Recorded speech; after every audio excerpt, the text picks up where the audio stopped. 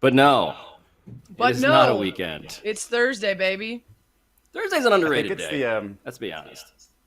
I think every time I It's do this show Friday now that it's Eve. sponsored by Corona, it feels like a Friday. Oh Because yeah. with By this the way, background, I feel like I'm just ready to pop one open right afterward. Wow, look no at that one is shilling. more.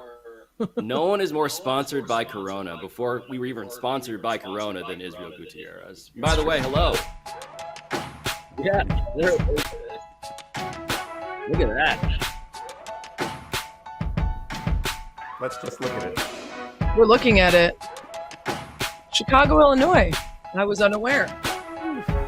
I would like a did tour, not know please. that. Invite me over, Corona. You're in my hood. Welcome to a fake television show where we debate nothing.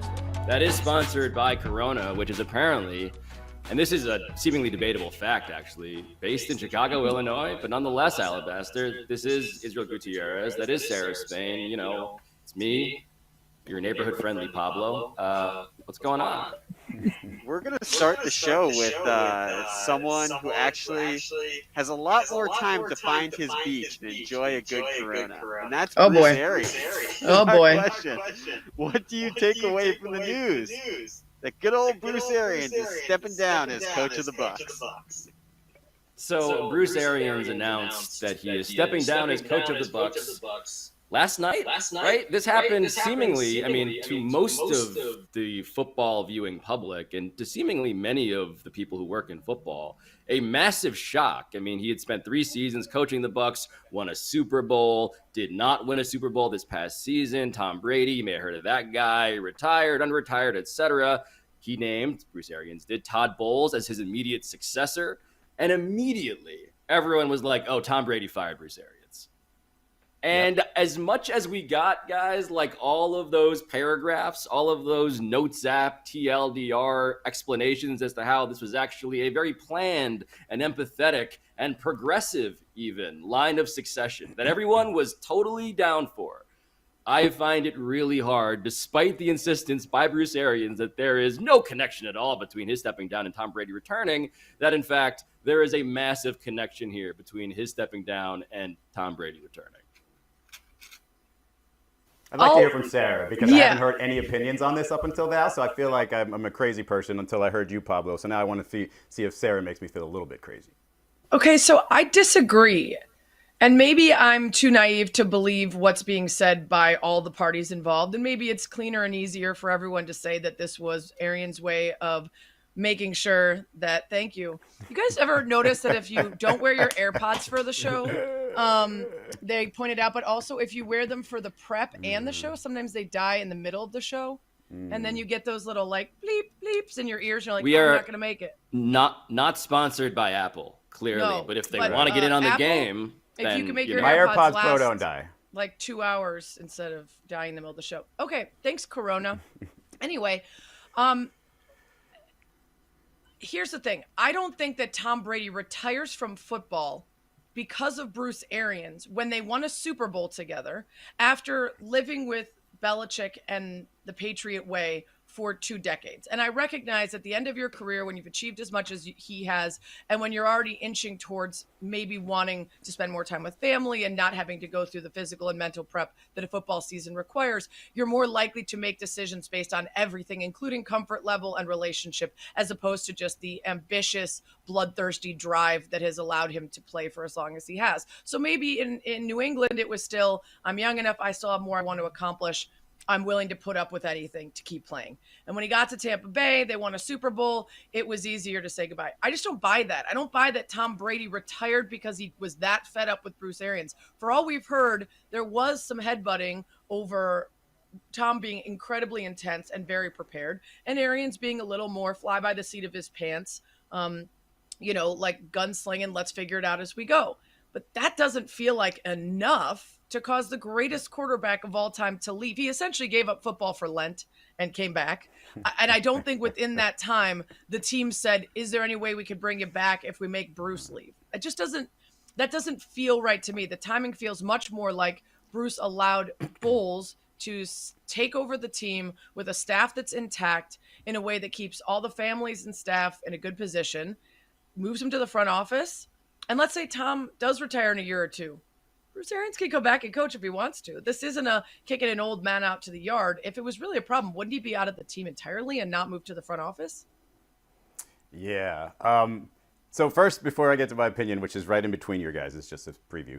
I love Peter King's lead right here when he talked about this news. He said, add this to the craziest, newsiest NFL offseason in modern league history, as if to suggest before the modern history there was some crazy offseason where everybody's like, oh my, like what is going on here? Like get this to the news. It's absolutely insane. Like the greatest quarterback of all time retires and unretires, and Tyreek Hill. There's a lot going on this offseason. Admittedly, if you're processing the news like wearing a leather helmet on a literal typewriter, everything must seem pretty crazy. And to be fair, most of the players probably had a second job as like a construction worker, so there was some sort of serious accident where a star player lost a foot in the offseason. You know what? You're right. You never know. There might have been some really dramatic goings on when people were, straddling two Peter jobs. King checking all his base, just making sure he doesn't overstep.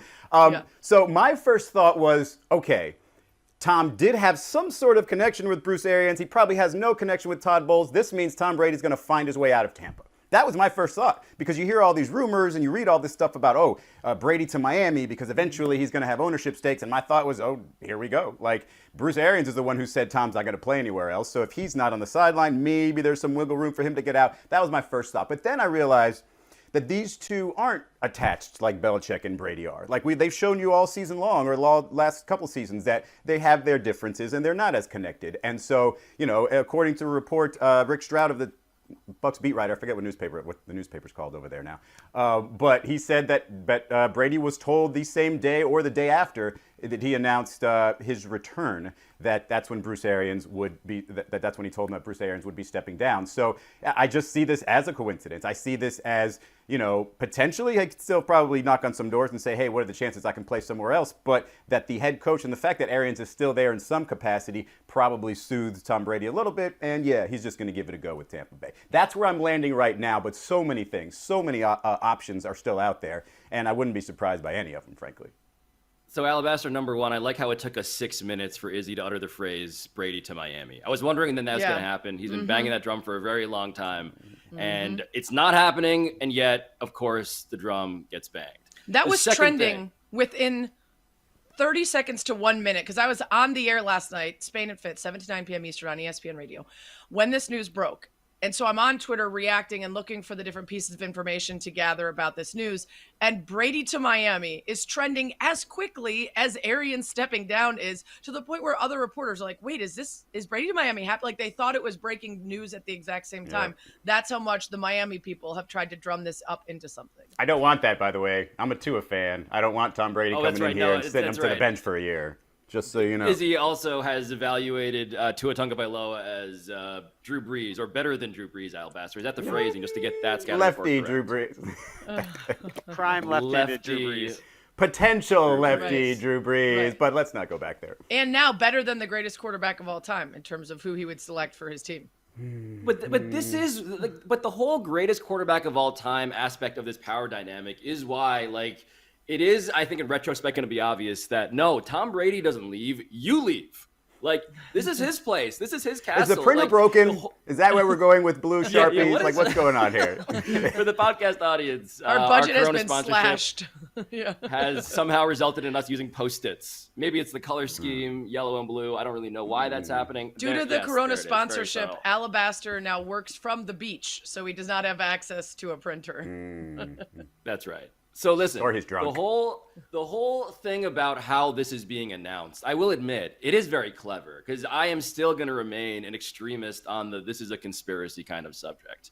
The whole notion that, like, yes, Tom Brady posts an Instagram thing and Bruce Arians says, like, thank you, brother, with a, emoji of like scotch in like a tumbler. Yeah, like, clever, right? The whole idea that Rick Stroud report, Alabaster, put back the card where Rick Stroud, Tampa Bay beat writer, reports that the timing of this is such that Tom Brady was informed that Bruce Arians would be stepping down and replaced with Todd Bowles either the same day or the day after Brady announced his return. Seems pretty ass covery. The whole idea of like, well, when would Tom Brady have known about this? It just happened to be as soon as he came back.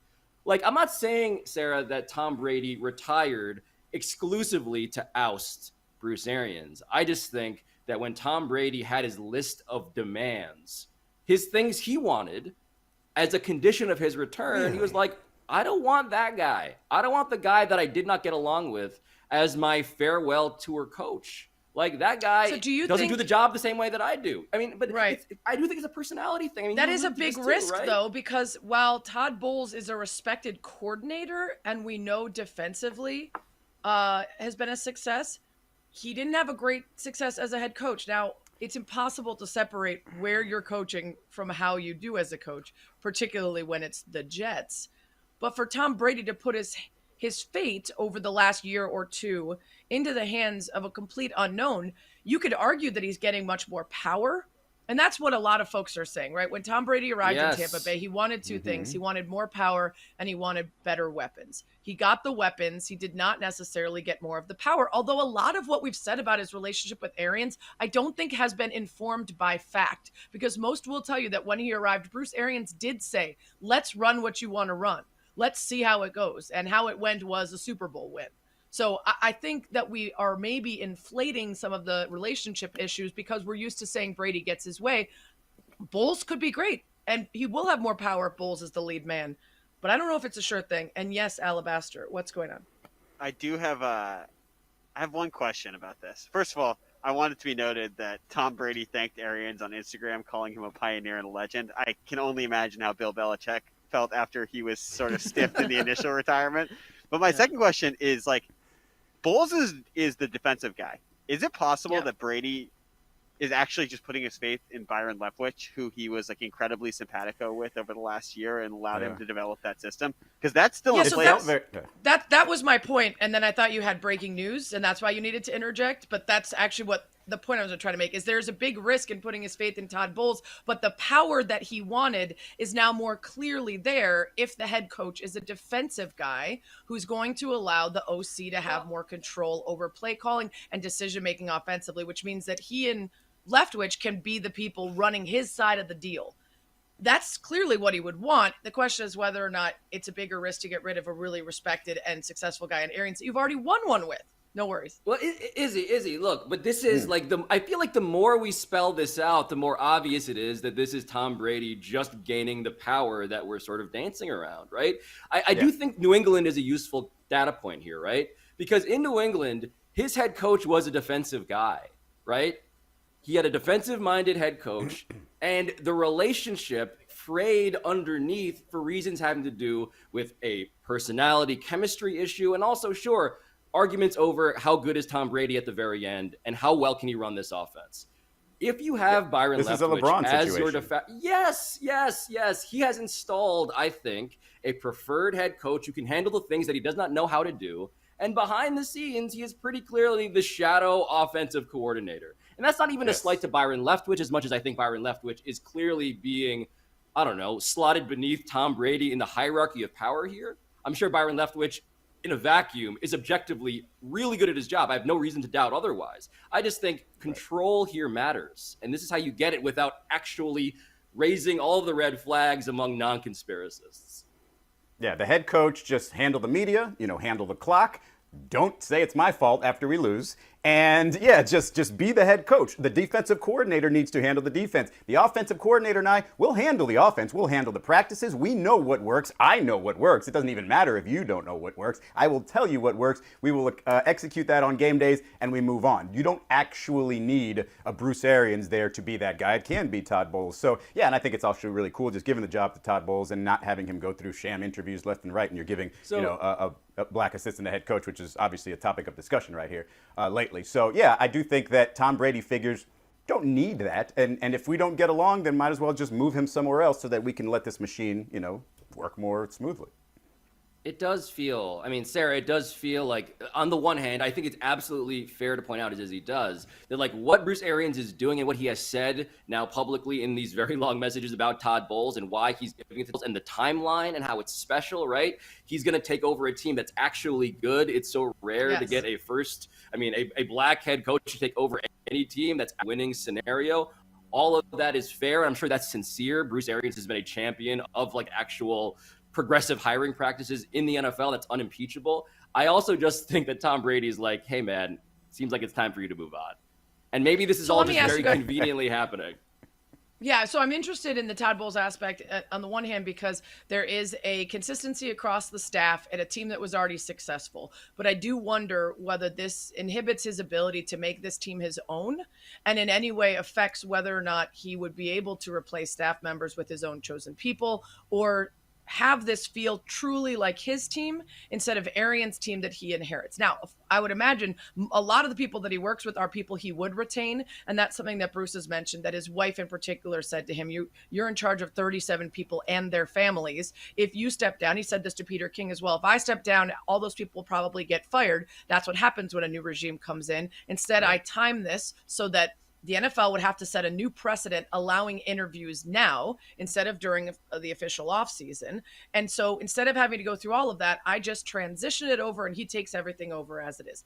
Now, in the future, of course, he can make staffing changes and all of that. But the timing does mean that this is Bruce Arians' team with Todd Bowles now as head coach. So that's an interesting element, I think, to look at.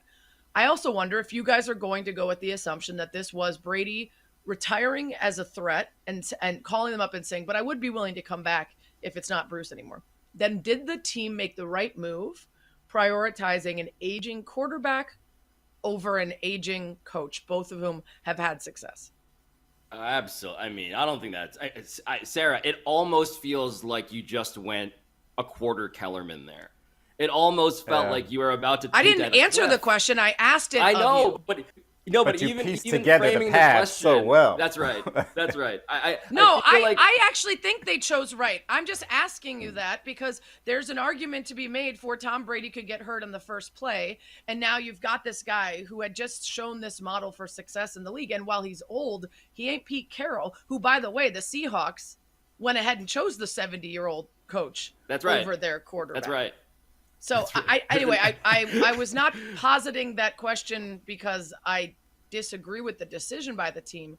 I just think you've set up a situation where you believe that there was an ultimatum. No, there is. By the way, Izzy, like there really is. Like, you know, it's funny. Like Bruce Arians had that quote: "Succession is very important to me," and I'm like, yes, in this sense. Also, like I love that we're getting a kind of NFL version of the TV show Succession here. Because behind the scenes, yes, this is a power grab. These are hard choices. You're retiring Bruce Arians to like a fake job in the front office. And this job's going to be fake. Let's be real about it, right? Like Bruce Arians. I mean, part of the whole frustration here is the personality clash, is the idea that Tom Brady gets up at like 3 a.m., doesn't eat strawberries, whatever the hell. And he is incredibly detail oriented. And even if he is not his peak self, he is acting and behaving as if it is. And that aspect of him is seemingly, from everything we understand about Bruce Arians, unlike how that guy does his job. Right. You know? Like Arians is a partier. Partier who I was going to say, he already looks like he's retired, so you might as well. Yeah. Whatever the hell is probably my favorite Pablo Torre phrase at this point now. Just speaking of Tom Brady, just whatever the hell. I think like that's a good analysis there. You should go with that more often. Thank you. Yeah, I mean, but the partier thing is kind of the subtext here. And maybe it should be more than that, because it does feel like, yeah, this was not a guy that Alabaster. I don't think we're being unfair here by pointing out that Bruce Arians, Kangol hat, no risk it, no biscuit philosophy and all. He's not exactly coaching like this is, you know, an all or nothing proposition in the same way that Tom Brady lives his life. I think it is completely fair to say that there were some philosophical differences between the TB12 method and a coach who had admittedly used to drink paint. So, and basically it all tracks. It all tracks. Paint. Like the reason he, right? I didn't even. We'll get back to that. The reason he, didn't thank Pats fans or the Pats, and the reason he just retired from the Bucs. Like it all tracks. So it all kind of makes sense. It just didn't seem like it was enough of a reason, like to fake a retirement just to get him off. Like I'm with Sarah. Like I could be convinced either way, to be honest. I'm glad the media is off the hook because it was our fault that Tom Brady retired. Remember? Oh, good point. According to his dad. But now it was all calculated. It was not, in fact, maybe the media were in fact in cahoots with Tom, offering up the idea that he would retire in order to scare Tampa Bay into making this decision. Okay, I have another follow-up though. I was talking about this last night on the show, and I'm intrigued by this. Bruce Arians had made some pretty definitive statements about Antonio Brown not being on the team. He had made it clear the first time around when he was available, And he made it clear again when Antonio Brown was available and had played with Tom Brady in New England. He then suddenly changed his mind. By all accounts behind the scenes, Tom Brady had a great influence on AB coming in. And he had to look foolish, to be honest, and face a lot of questions about hypocrisy and changing his word because Tom Brady appeared to have the power within that organization to force him to bring in Antonio Brown. Then that ends horrifically. Perhaps Tom's even frustrated with AB snapping on the sideline in a way that ended that when it maybe could have been salvaged by him just letting Antonio Brown throw a hissy fit for that game, but still be available down the rest of the season. I wonder if there's any part of Bruce Arians that over the offseason, if they were butting heads at all, if there were any discussions, thought to himself, I've achieved a whole lot. I like more free time to hang out. And I don't really want to do this again with a player who I know has the power to undermine the things that I have said and made clear are important to me. Because I thought that was very out of character for Arians, considering his commitment to hiring women on his staff and the things that he had said about Antonio Brown and his decision-making right up until the point that Tom Brady allegedly forced his hand. I do think it is, I mean, number one, yes, I think Tom Brady wants to be the head of this household, literal and figurative. He wants to be the guy who can invite Antonio Brown to live at home with him. Yeah. He can be the guy to invite him onto this roster. And Bruce Arians clearly was more friction in that dynamic than I'm guessing Tom Brady presumed. By Antonio Brown. Like Arians and Brady were married, and Brady invited AB into the house, and Bruce just had to accept it. But the acceptability sort of aspect of Bruce Arians, Izzy, I do think this is fair to say. As much as I believe that there has been a power grab, Bruce Arians is remarkably pliable in this dynamic, right? Like, he's going along with it. He is clearly going along with it in all the ways that Tom Brady would need him to go along with it. That's a great point. I think to answer... Because go ahead, he doesn't have to tell everybody, I wanted to go to the front office, I'm excited for Todd Bowles. He could be like, screw this guy. This is what's going down. Tom Brady's getting me kicked out of my job. I don't know what that serves him if that is how he feels. Maybe there's some money under the table. I think the simple answer, though, is when he says, no, this had nothing to do with Tom Brady, I think that's absolutely false. What percentage of what had to do with his decision? Yes, we can all sort of discuss, and all of this makes perfect sense. That last point by Sarah, great sense right there. So, yeah, that's probably a lie. But when he says after winning the Super Bowl that he wanted to go out on top, this also just kind of tracks with, well, yeah, I've just had enough. The extra year just did it for me. This is the time to go. I decided to do it this perfect time so that Todd Bowles could be my successor. Yes, it has something to do with Tom because he takes away the joy of my job every single day, even though it comes with more wins than before. But I'm not going to say that it had to do with that because there's a whole organization that needs to go on without me. So, it's pretty obvious that it had something to do with it. What percentage of what, I guess we'll never find out unless he retires. Well, and would he go work in the front office if it was truly a hostile takeover? Right? Would he go be around Brady and the team every day in a front office? Bruce Arians could go work anywhere, front office or otherwise. So I don't think that he would just acquiesce and then sit and look at the guy every day. Alabama, this is how I imagine in my head this went. Tom Brady goes to Bruce Arians and he's like, Bruce, let's just be upfront about something. You're old and you don't want to do this anymore. And I am not old and I very much want to do this for a very long time. So can we work something out here? And Bruce Arians is kind of like, you know what, Tom? I'm not going to win this battle. I can save face. I can be a good guy. There are things I wanted to do at the end of the road anyway. So let's make the end of the road now. And yes, please stop threatening me with your crypto red eye beams that you're currently shooting in my direction. I would just argue that your scenario just involved Tom Brady not being old. And while I recognize that he's not old for life, that part is unrealistic. Oh, no, this to me is the key disagreement. Bruce Arians is at peace with being old. Tom Brady refuses to ever admit that. And I think that is kind of the distinction that is a major difference in terms of how this team is now going to be run. Okay, so again, we started out with me thinking this was not a hostile takeover, Brady forcing him out. You guys are starting to convince me in some ways, but I also want to go back to the idea that you believe that Tom Brady, went through retiring and everything that came with that, including a hit to his brand and popularity with the frustration that people have when someone says, I'm all done. All of the talk and the consternation about exactly how he said goodbye and to whom. He went through all of that solely to force the hand of the Bucs. And that then resulted in this very happy kumbaya situation where everybody has the same story and agrees to it. Yes, because he knew whatever hit that was to his brand would last about that long. Until he's back on the football field, it would be fine from there. You so think that that part, was I would required, say, though? yeah. You think he needed to No, not actually required, fully but I think retire everything he in does order is for Tampa so Bay intense. to believe him? Yeah, I think with just like LeBron, everything is so intense at the very tail end of his career to try to reel in as many championships as possible. It doesn't matter what I have to do, I'm going to get it done. So at the end of my career, the true end of my career, the tale will be as I want to tell it. Those little details in between, not as important as the overall story. I also feel like Tom Brady is that friend who has like made plans with a lot of people and then is trying to figure out how he can get out of these plans in a very strategic way so he's not the bad guy. Like, remember, Tom Brady needed to make his family happy. And he was like, I'll try this out, sure, but at the same time, I'm going to oust my coach and come back and do a palace coup. But it's going to be framed under the guise of progressive racial hiring. Like, I believe Tom Brady actually does have a level of strategy here that we may underestimate. Where does Lily Tomlin fit in, okay? Sally Field. You know, these are pillars of the industry. We heard the announcement for 80 for Brady. What does this do to the schedule? That's a very good point. I think if he's going to be, puppet strings, we really need to acknowledge the people that he's letting down. What's your go-to move for that, Pablo and Sarah? Your go-to move for getting out of plans with friends? I don't bail. Oh, well, Oh, so you're the perfect friend. Okay, sorry. Yeah, great. Congratulations, Sarah, saying you're the perfect friend. Sometimes your friends want you to cancel. I'm just saying. Well, that's the thing.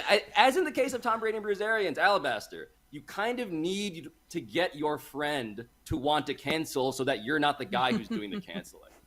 That's right. And I sort of view this as, Tom Brady, Will Smith, Bruce Arians, Chris Rock in this situation, where there was a metaphorical slap, and he was like, wow. Okay, let's move on, dude. And then Tom Brady was like, "Keep my mother team out your mouth." And then Bruce Arians was like, "I'm gonna," and then he stepped into the front office. God. All right, guys.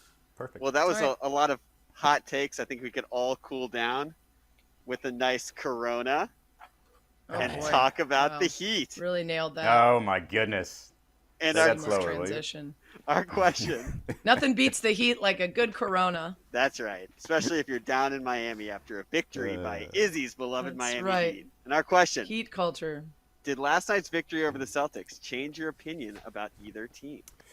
All right, Izzy, you go first because I've been laughing and making fun of Heat culture for a very long time, but it does feel like last night's game warrants a platform for you to tell us about why this actually worked out really well for them. I mean, I had some opinion changes during the game. Like, my opinion on Marcus Smart being probably top 3 on Defensive Player of the Year changed, because now I believe he could be. He's that good. But my opinion on the Celtics changed when Robert Williams got hurt. Granted, if you watch them play, their defense is still as feisty, scrappy, higher quality, way higher than it was earlier in the season, even without him. But he is just the difference maker for that defense. And then, offensively, the lob threat and everything else that he brings there. So that's where my opinion went with Boston before this game. It was like, all right, they're probably going to have a little bit of a letdown here without Robert. They're probably going to have a letdown toward the end of the season and go into the playoffs, crossing their fingers that they can find that defensive magic again. But in terms of the Heat, so here's what's interesting with the Heat. So I've always figured that, when they got everybody back, they'd have to pare down that rotation some. And that's basically what the crux of that argument was. It was like, man, we got everybody back, but things look terrible. You don't know what we're doing with the rotation. Let's fix it.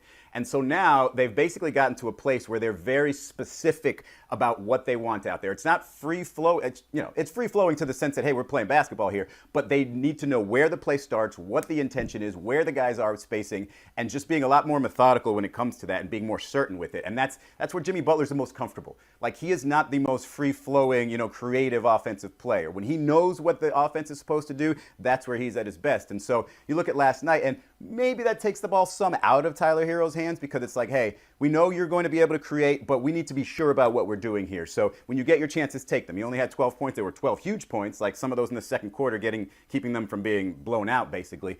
But there's just a lot more structure, a lot more purpose and rigidity, I guess you could say, to the Heat offense. And that, to me, is what they needed to just feel good about their offense. And their defense is always going to be there. So that's where my opinion was. I still think the Heat are going to end up holding on to that 1 seed. Boston will probably fall into 4, and maybe they'll meet in the second round.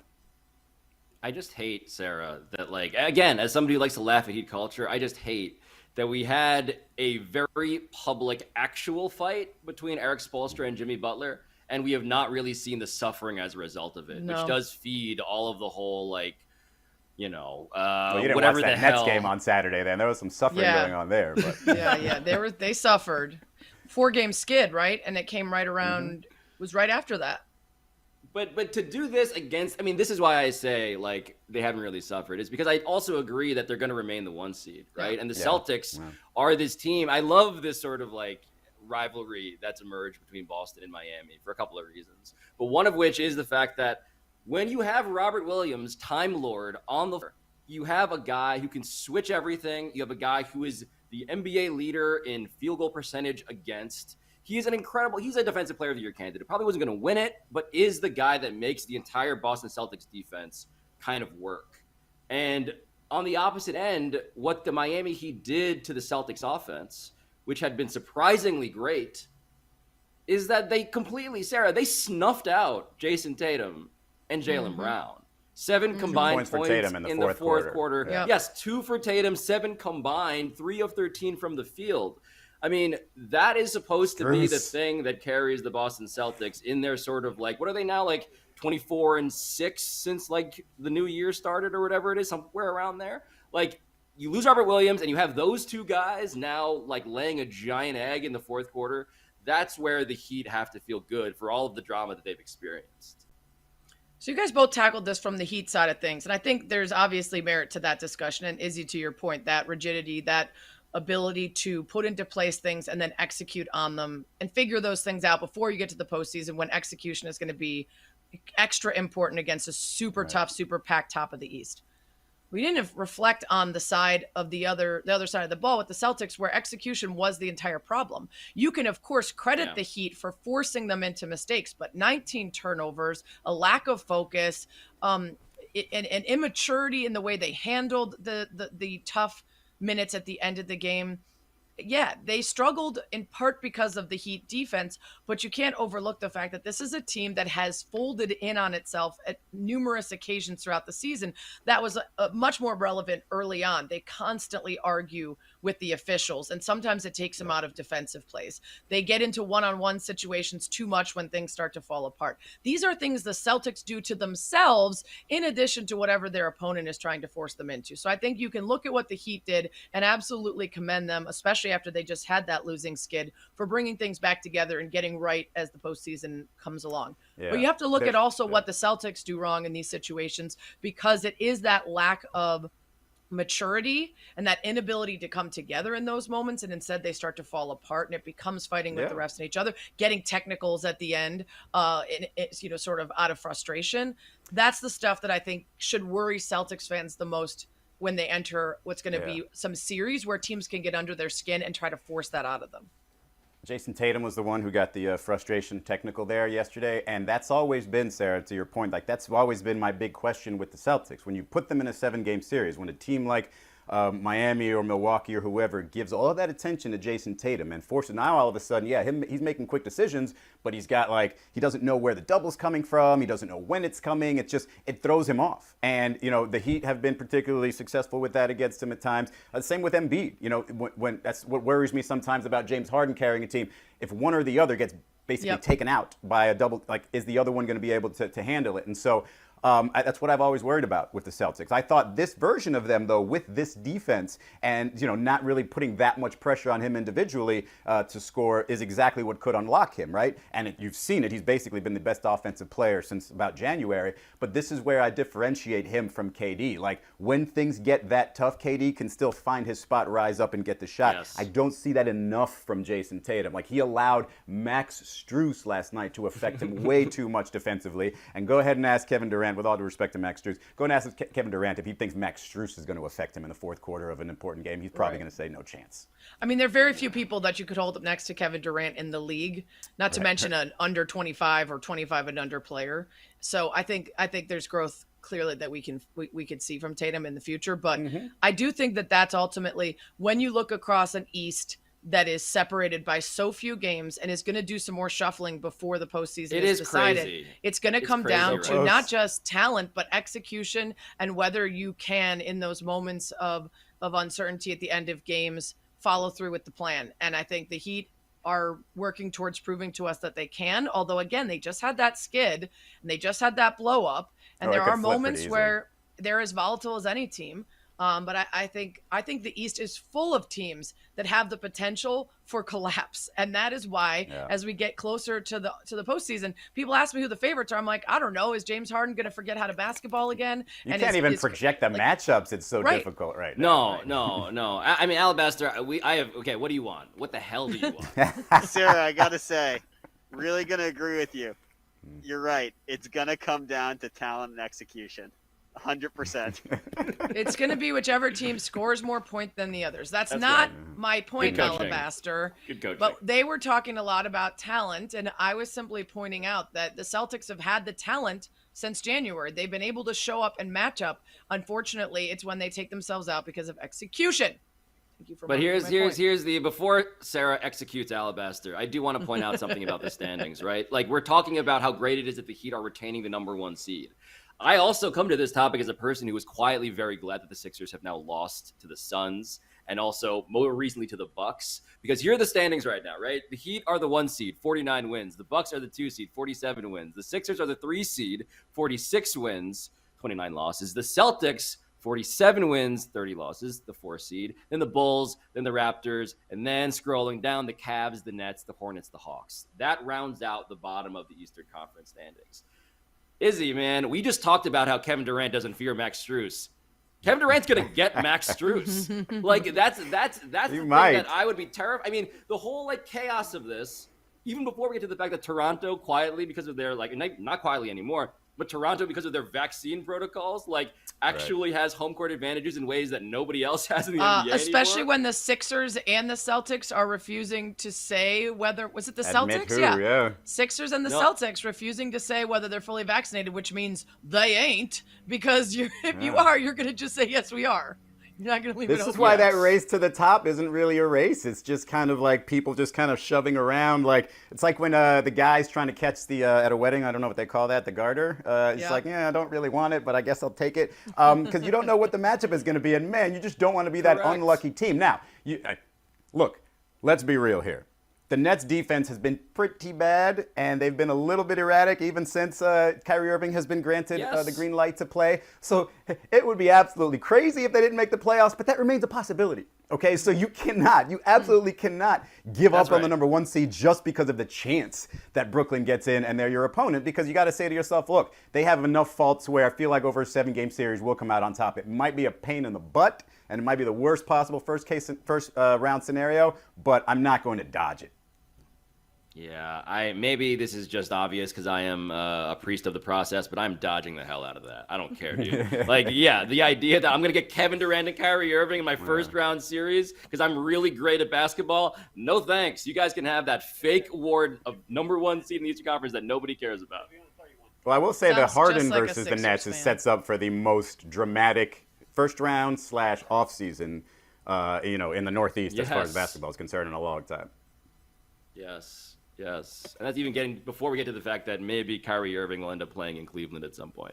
But Alabaster, how are you? Onto that?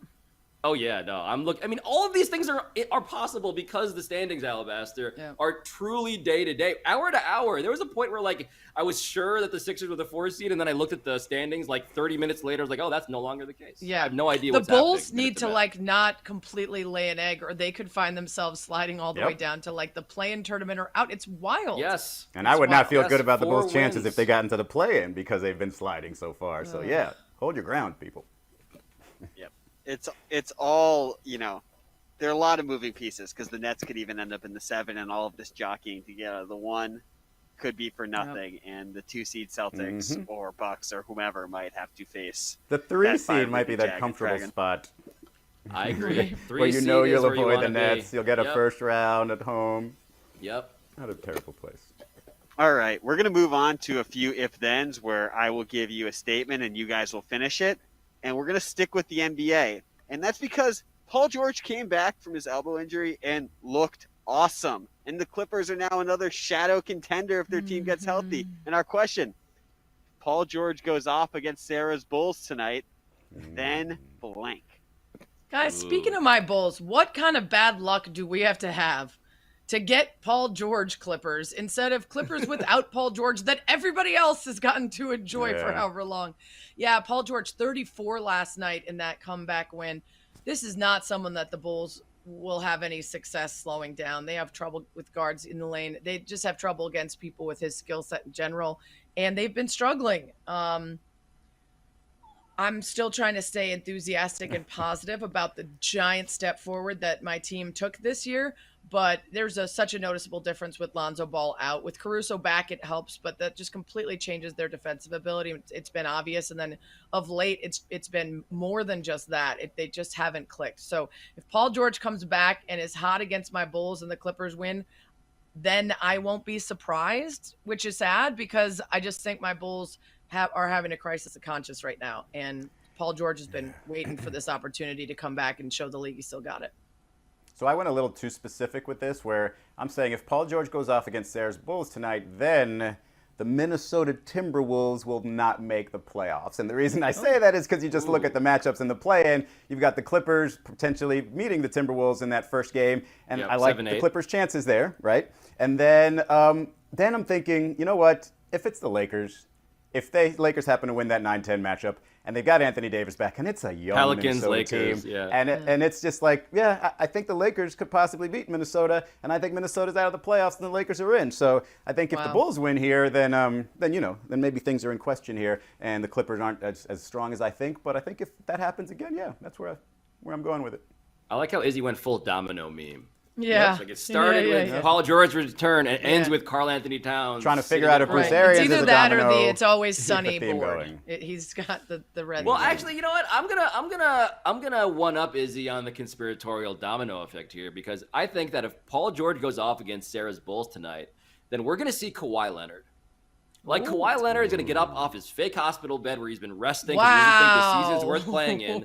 We've been hearing, Alabaster, back me up on this, we've been hearing rumblings about Kawhi Leonard taking an eye to the playoffs. Now, notably, the rumors in the reporting have not been that Kawhi Leonard wants to play alongside Paul George in the play-in round.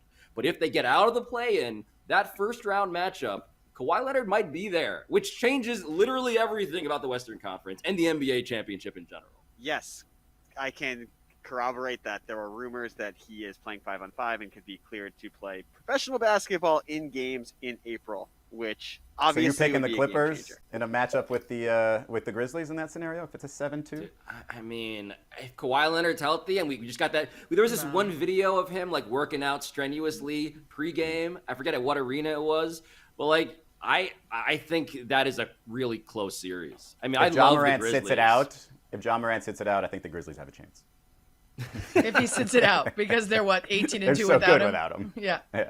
They're so good without him. But that does feel like you've had too many Coronas sort of a take, is it? Sorry. Yeah. Obviously. Yeah. All right. Alabaster? Got another NBA question.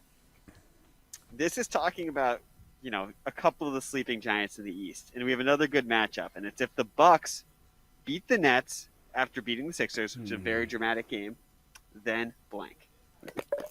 if the Bucs beat the Nets after beating the Sixers last game, then Brook Lopez needs to get his flowers. I understand that we're talking about all of the big three. Yeah, Drew Holiday, Chris Middleton, Giannis. Giannis is incredible. Last second game saving blocks. All of that is fair. But Brook Lopez coming back. Like, remember, the way they won the title was with Brook Lopez being the guy in the middle who sort of enables everything else about this team. He's not one of the three best players, but he is so essential to what they do. And that's what's scary to me. Like, when I watch the Bucs, I'm like, oh, this now looks like what they looked like when they won the title. And that's not a thing because Lopez had been out till like earlier this month that I had not seen at all.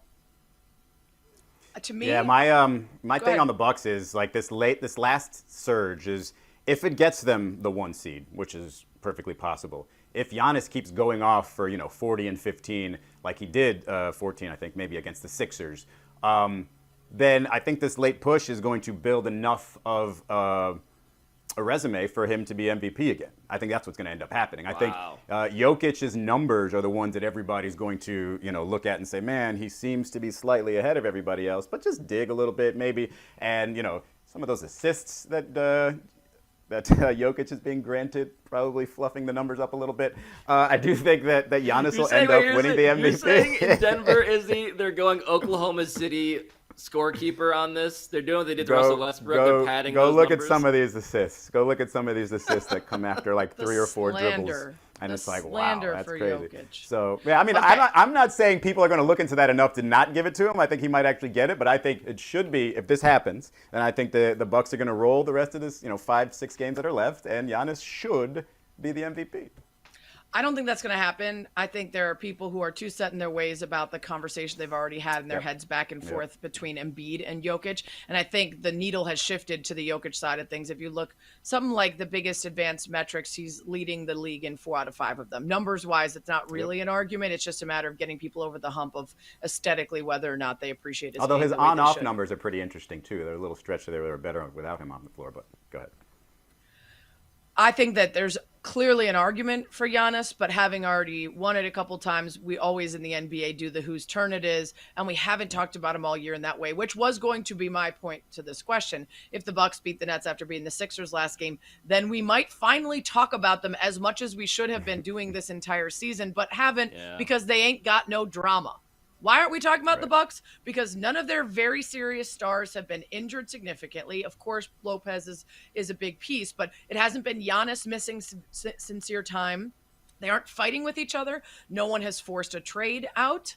Nobody has forced their way out of getting vaccinated. We're not talking about the Bucs because they're just doing what they did all of last year and have done for a number of years. We're not worried about the hot seat for Budenholzer. We're not asking about Giannis's legacy if he never wins. We don't have gas bag questions to ask on shows just like this one to facilitate conversation. The conversation is just, boy, the Bucs look good, don't they? Sure do. All right, let's talk about Kyrie and James Harden, right? Like that's have not gotten the attention and the love and the coverage. And I don't know if that bothers them at all. Probably does their PR people or people who want to sell their merch or whatever. But the team, I'm sure, is unbothered by the fact that we've mostly left them alone. But I do think as we near the postseason and we start to really consider who our favorites are, we will all be jarred back into remembering that the Bucs are really good and that we should have been talking about them all season long a whole lot more. Well, let's do it, Sarah. Let's create a controversy here for the Bucs because look, so tonight, I Kyrie cringe. needs to fight Giannis physically. Hang on a second. I cringe when he's on the post-game podium and he's about to give his dad joke because I know it's going to be terrible. I like the Pablo, one the other can night. you find his email address and just send him some? Just ghostwrite some, that is please. lying on the floor. Ground beef. I heard that when I was 3 years old. Like, come on. Why don't we get him some better jokes? He needs a ghostwriter. Pablo? Yeah, I'm down. Giannis, if you need someone to work if you can spell his email address. Some very thinly veiled double entendres that might get you in trouble with the NBA, I'm absolutely here to do that as a fellow dad. Yeah, Giannis, if you want some esoteric jokes that go over the heads of most people because they're not in fact funny, they're just a way to show off your vocabulary, I've got your man. I mean, hey, you said esoteric, not me. So I think on this one, clean sheet. Alabaster, I guess we should blame Alabaster. Alabaster, why don't you make us talk about the Bucs? How dare you? Let's make a controversy there. How dare you fail us as our producer? I'm sorry. My bad. I would love to talk about the Bucs and not the scary Lakers for the 35th time. Right. Izzy even Jeez referenced Louise. earlier in the show, even though I there are noticed 11 that. games behind the I noticed Timberwolves. that. I'm sorry. It is boring though, right? If the Bucs win the in my title, contract, oh though. my lord! If the Bucs After win the this title, whole season of drama, what are we we're just even like, go- and they what- just ran it back. what are we gonna yell about? What the hell? Ooh, I got are it. we Izzy's gonna yell about Giannis's dad jokes and somehow find a way to criticize like the nicest person in the league, who is a delight to cover and watch play, who has a great only story way to get him in and the is cycle. endlessly nice and kind.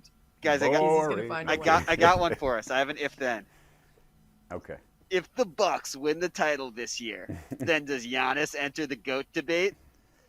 Yeah. Oh wow. There you go. Ooh. You Well, know Doc what? Rivers just said the other day that he's Michael, in terms like we're talking about the NBA MVP discussion, and he kind of forgot that Giannis was in it, and he was like, "Oh yeah, he's like Michael these days. It's just you forget what he does," and it's like, okay, then give it to him. Right. Right. I feel like Doc Rivers is consuming a very different version of the NBA, where you could forget about Michael. Like, sorry, Doc, that's Yeah. not a thing that I'm familiar No, I with. think his point was that every year at the MVP, you just were like, okay, besides Michael Jordan, who should we give it to this Right. year? That's what he meant by that. But they just kept giving it to Jordan, so just keep Oh, giving that it to Giannis. like the time that Derrick Rose won that MVP, Sarah. You know That what? one. Like that You one. know- Should give it to you LeBron, know but they got what? tired about it. Yeah. You know that what? one. I feel like a pretty good point, Alabaster. Oh, I thought that's usually followed by something. I'm sorry. Oh no, it was just me. It was me doing the Mindy Kaling. Number one, how dare you? Yes, Alabaster. So I do think it's worth noting that all of Doc Rivers' comparisons should be thrown out after he compared DeAndre Jordan to Bill Russell. But I think Oh, that's right. That's right. By the way, if I may I forgot to complain about Doc Rivers while talking about the Sixers for 2 times. If Doc Rivers, what I'm Oh, most man. worried about, Here we if Doc go. Rivers uses DeAndre freaking Jordan like he used Dwight Howard last year, I'm going to throw my laptop out my window. Nobody It's loves a DeAndre nightmare. like Doc loves DeAndre. It's a nightmare. It's a nightmare. Anyway, please proceed, Alabaster. that's it. That's the show. Wow, Okay. we did it, guys. Man. Izzy, I don't feel good about us ending on a Pablo Sixers rant and a shot at Derrick Rose's MVP. I think we need a worthier target for our final skewering. You want to Do you go guys over have Marcus people- Sol's Defensive Player of the Year season? Because that was a big question Oh, mark right boy. there. Speaking of awards, I should have gone to LeBron. Whew. Do you guys have people that you want to get fired, but when you talk to them in real life, you're like, oh, I love this person? Because that is Doc Rivers Yeah. for me. Like, I call for his interesting. job, and then I'm like, oh, you're so charming. Speaking of Defensive Player of the Year, Aaliyah Boston, Player of the Year, Defensive Player of the Year, Dawn Staley, Coach of the Year again, South Carolina sweeping the Naismith Awards. Let's talk about it. Oh, the show's over. Dude. That's Frank Vogel for me, Pablo. I feel like Giannis could work in a Gamecocks joke. Oh, Jordan Daniels absolutely. off that. You want him to wear blue. I see what you're doing. I appreciate